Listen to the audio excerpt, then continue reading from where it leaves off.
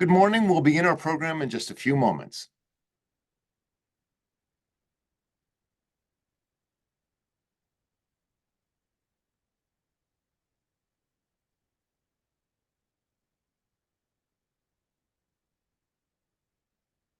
Good morning. My name is Jeffrey Herbst, and I am president of American Jewish University. And welcome to another program offered on our digital open learning platform. Today, it's a pleasure to again join with our colleagues at the Middle East Forum as we present our series, Israel's Seven-Front War.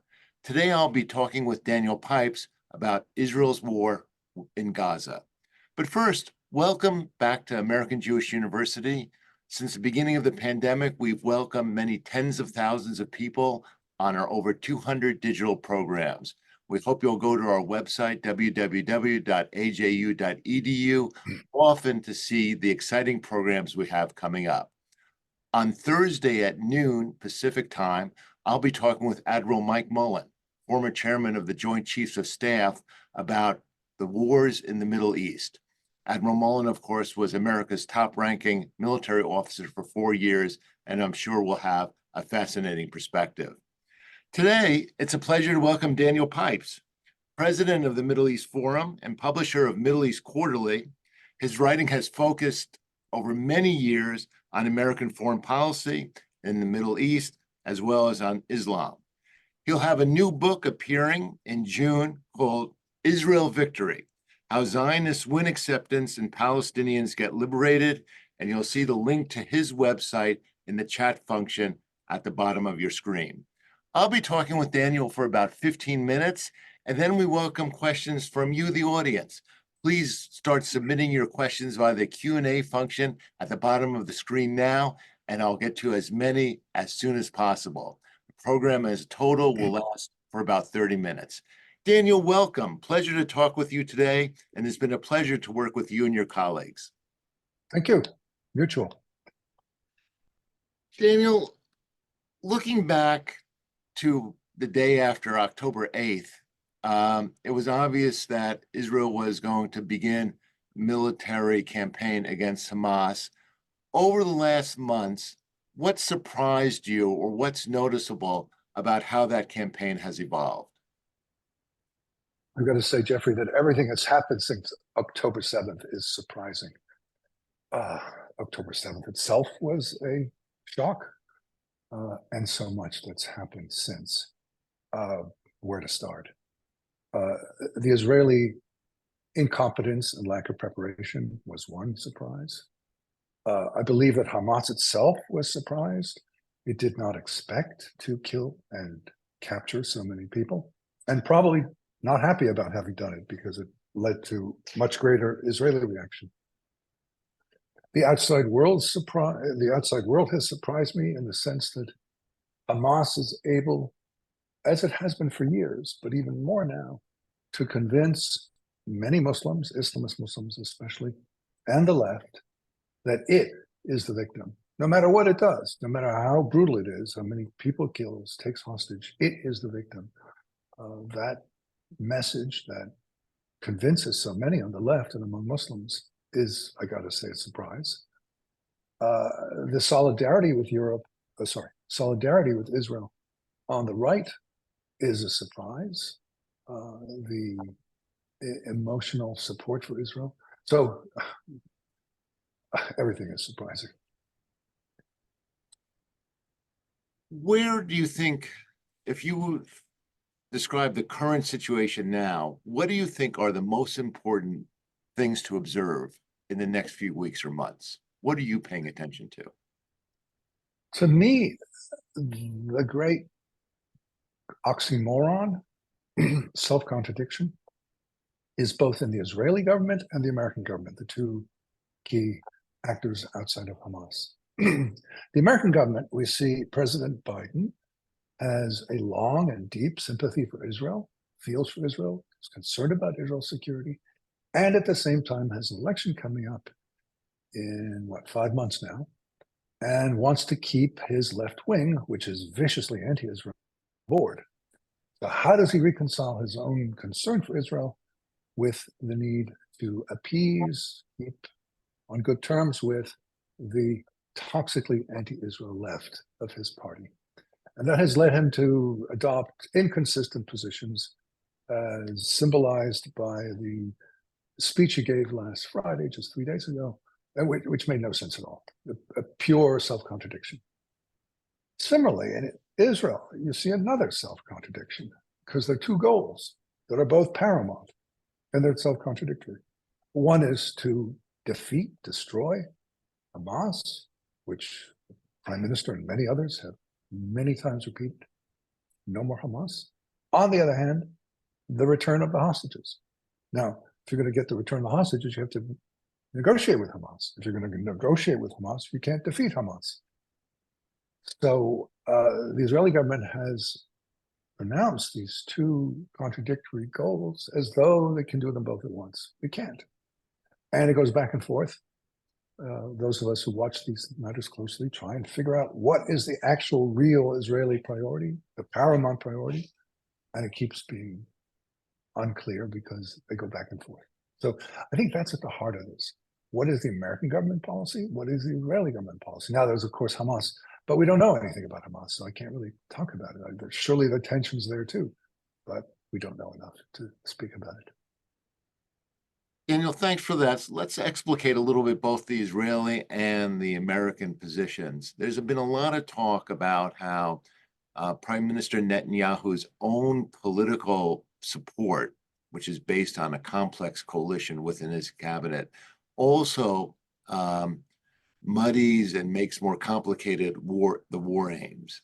Do you think that the current political structure supporting Netanyahu that allows him to stay in power allows for any kind of clear Israeli policy, or is it one that forces him to muddle through? You're absolutely right that there are two politicians, two parties in his coalition who made it clear that the hostages cannot be the paramount priority, that destroying Hamas must be, and they will quit if that's not the case. But there are other parties who could join him. Now, they're not parties who want to save Netanyahu's government, but they might decide that should push come to shove, they would be willing to save the government in order to get the hostages released. So the internal Israeli politics of this are very complex, and nobody knows whether Gantz, Lapid, Lieberman, others might join if Smotrich and Ben-Gvir pull out. But ultimately, really, it's Netanyahu's decision. What's his paramount priority? So far, he's fudged. He said they both are. Well, they can't both be. We'll find out eventually. I don't know. Nobody knows. Probably the Prime Minister himself doesn't know. Do you think there's much demand for what is Israel's day after vision for Gaza? Do you think it has one? Prime Minister Netanyahu, on a number of occasions, has, especially in March of this year, has outlined what he prefers to see. And I'm happy to say that I think it's a very good vision. But it's not been much talked about for the last 2.5 months. So I'm not sure if it's still his vision. But essentially it was to have Israeli military control briefly, and then find Gazans, non-Hamas or anti-Hamas Gazans, to work with. I think that's by far the best solution. You don't want the Palestinian Authority. You don't want the Arab states. You don't want international soldiers. You don't want Israeli soldiers. You want Gazans who are willing to work with Israel. And as I understand Gaza, as I understand the suffering of the Gazans at the hands of Hamas, I think there are plenty such Gazans who, if assured that Israel will be there and not abandon them, would be willing to work with Israel. So I hope that continues to be the Israeli plan for the day after. He hasn't talked about it in a while now, so I don't know. But so far, that has been the articulated plan. Under what criteria does Bibi Netanyahu declare victory in Gaza? Not every Hamas fighter will be dispatched. It will still have support among the population. When do you declare victory? Netanyahu has sounded a bit like Churchill. He's talked about absolute victory and total victory and complete victory and the like. Some of his speeches have, in some ways, echoed Churchill. If you go back to World War II, Nazism was destroyed. Not every Nazi was destroyed. The ideology of Nazism was not entirely destroyed, but Germany emerged as a non or even anti-Nazi state. I think, taking into account the many, many differences, that is roughly what Israel, with Netanyahu, would like to see. A Gaza where Hamas and its jihadi ideology, its anti-Zionist goals, its maneuvering, its power are destroyed. Now, there will still be people who are pro-Hamas. There will be troubles to come.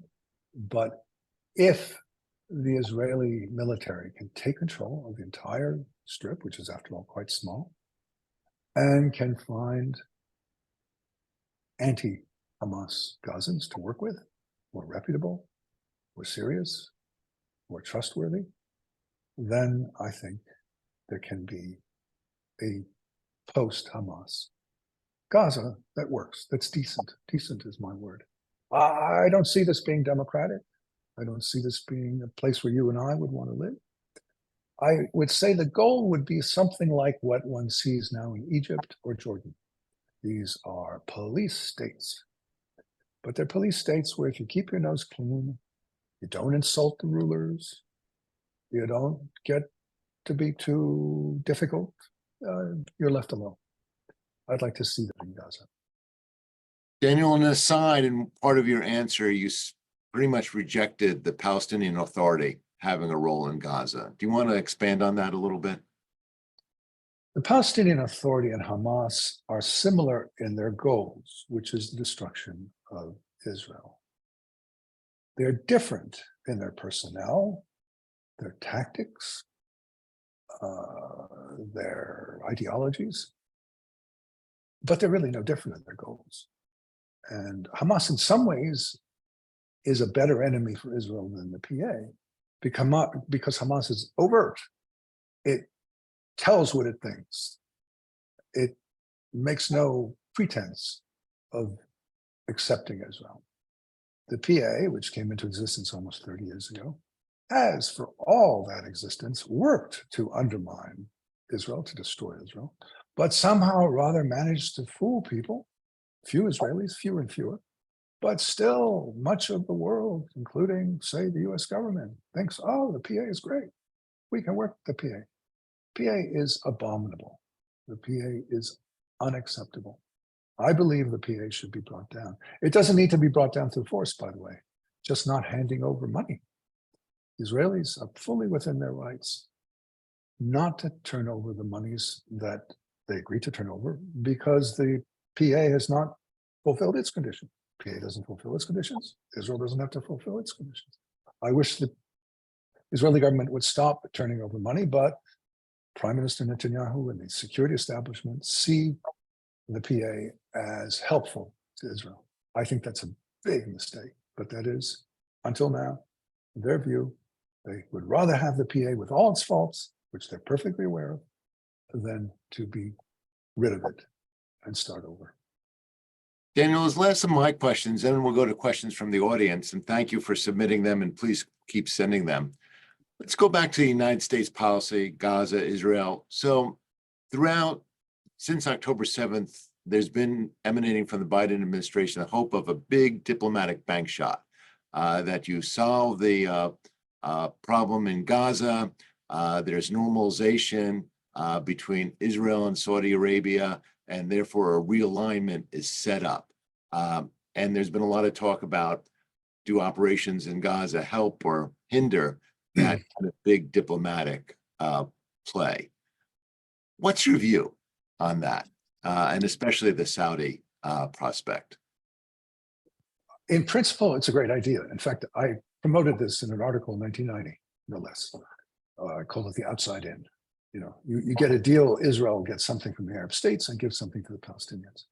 In principle, great idea. Since October 7th, it's out of the question. There's no way that the Israeli government can or should be induced to accept the PA taking over in Gaza in return for diplomatic relations with Saudi Arabia. No, I would say, from my point of view, and I would hope the Israeli government point of view, the PA in Gaza is absolutely unacceptable. It is no less an enemy. It should not be given any reward or any increase in power in order to get, for Israel to get relations with Saudi Arabia. Relations with Saudi Arabia are great. It'd be wonderful if that happened, but it's not worth it for such a price at this point. Daniel, let's go to questions from the audience. And as I said, please keep submitting them, and I'll be talking with Daniel for about another 15 minutes. Got a couple of questions, Daniel, on what one member of the audience says. Israel has lost many opportunities in the ongoing war of public relations. Can you comment on what Israel could be doing to win that war? Yeah, I completely agree. The emphasis has been, from yesterday's Israel parade in New York to every other Hasbara effort, has been bring the hostages home, has been essentially yellow ribbons, has been look how we've been murdered, raped, and otherwise abused. I don't think that's a winning message. I would like to see the Israelis point to the disaffection of Gazans towards Hamas. That's a powerful message. Gazans despise Hamas in their great multitude. They want out from Hamas. Hamas is evil. Hamas is tortured and murdered Gazans, as well as Israelis. That, I think, is a far more powerful message. So I don't think saying, woe is me, we've been harmed, is the way to win public support. It's by saying, woe are the Gazans, they've been harmed, and let us tell you how. Let us show you, let us broadcast for you, let us make this available to you. And the Israelis just don't do that. A couple of days ago, the IDF made available a single conversation between one of its officers and a Gazan, where he said how much he hated Hamas. But you had to look very hard to find that. It's just not part of what they do. I think that would be the key, to show how horrible Hamas is, not towards Israelis, but towards their own subject population. Daniel, what's been your evaluation of the media's coverage of the war? It's been very interesting. Imagine you and I were neighbors and we had some kind of feud over, I don't know, trees or dogs or whatever it is. And the local newspaper got interested and was on your side against me.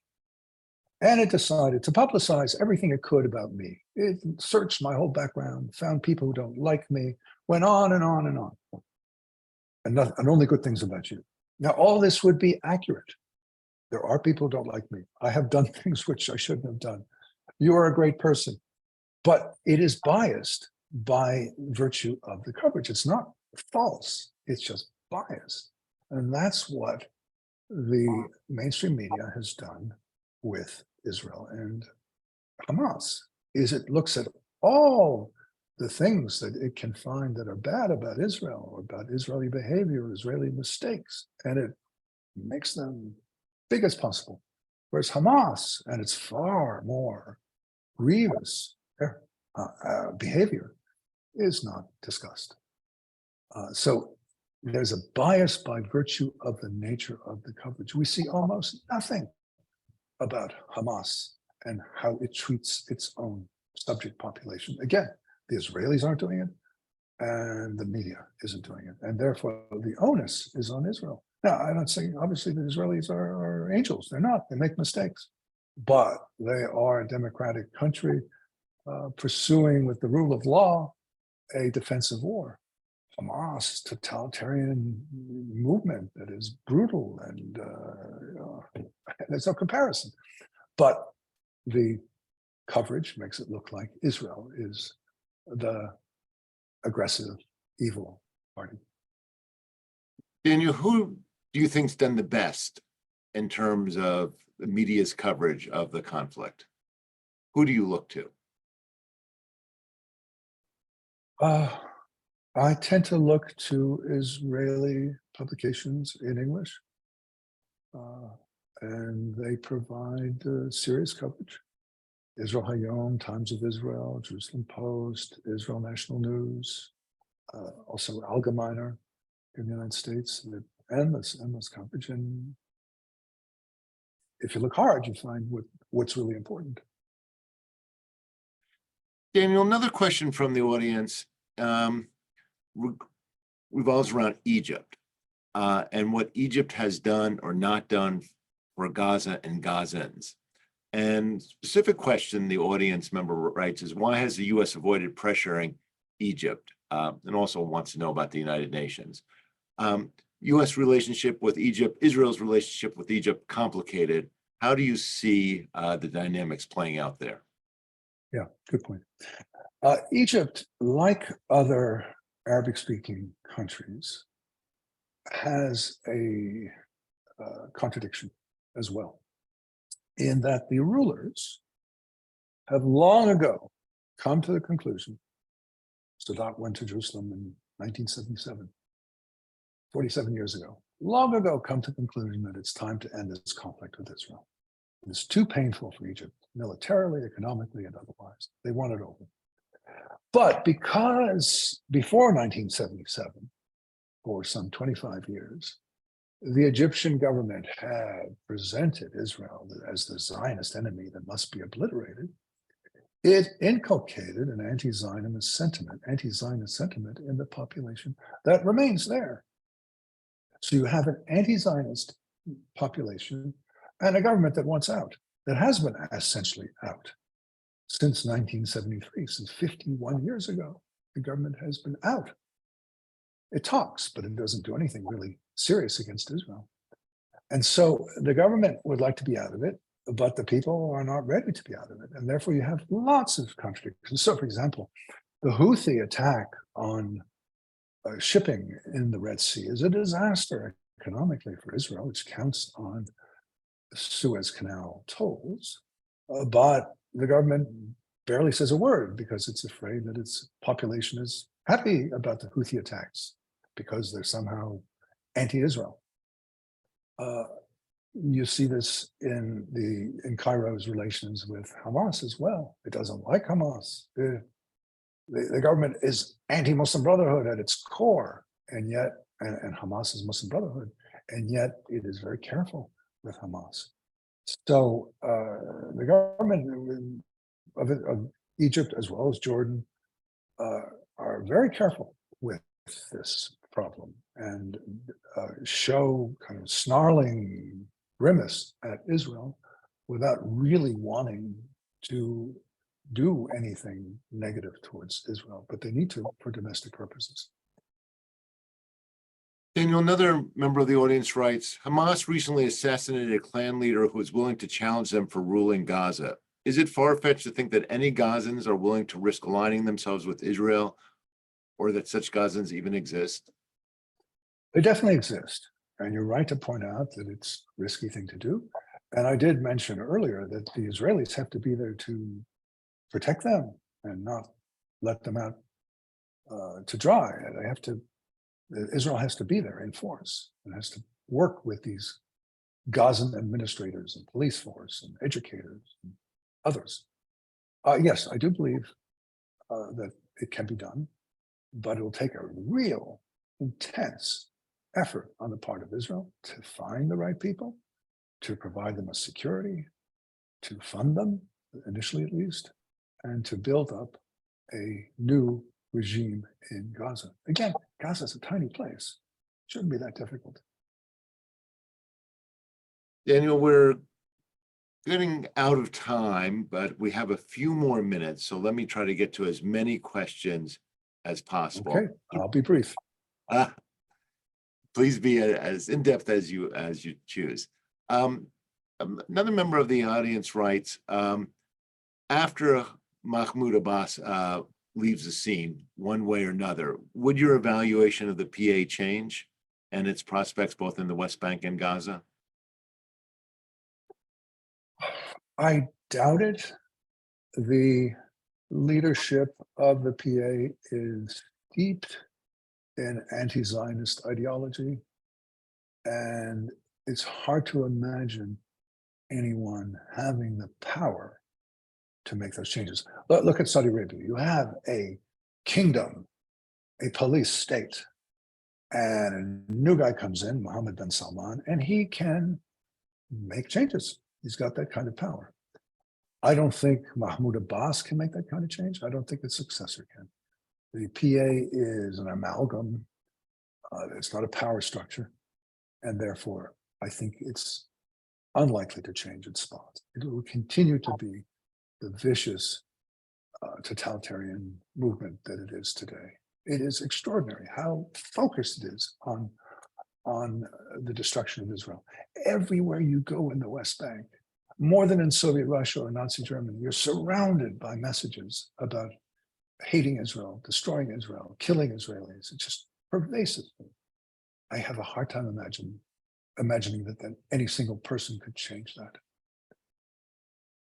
Daniel, another member of the audience, a good friend, writes, historically, you have often espoused the concept that the solution of the conflict between the Palestinians and Israel is the defeat of the Palestinians and then have Israel dictate the terms of peace, similar to the resolution ending World War II. Has the events of October 7th and aftermath changed your views on this? Well, thank you for bringing up Israel Victory. As you heard in the introduction, that is the title of my book coming out in 2 weeks. I believe that October 7th has made it all the more possible because pre-October 7th, I called for pulling down both the PA and Hamas. And at that point, getting rid of Hamas, destroying Hamas seemed like a very remote possibility. Now it is on the plate. It is what the Israeli government is saying it wants to do. So that's far more within reach than it had been before October 7th. The PA still remains at a distance because, as I mentioned before, the Israeli government wants it there. So I think it's somewhat closer than it was before. And let me just add that I don't see so much the Israelis dictating the terms as I see the Israelis working with Palestinians who are ready to work with Israel or friendly to Israel to make changes.